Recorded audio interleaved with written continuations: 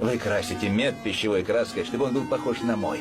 Ты уже собезьяничал мой продукт, как только мог. Но теперь у тебя есть возможность продавать его самому.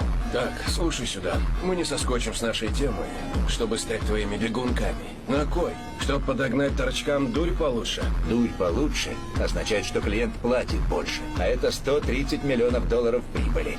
Не просранный из-за какой-то посредственной варки. Перед тобой величайший варщик меда. Нет, два. И наши навыки принесут тебе гораздо больше из тех 35%, чем если будешь варить сам. Ты кто, блин, такой? Ты знаешь. Скажи мое имя. Чего? Да хрен знает, какое у тебя имя. Нет, ты знаешь.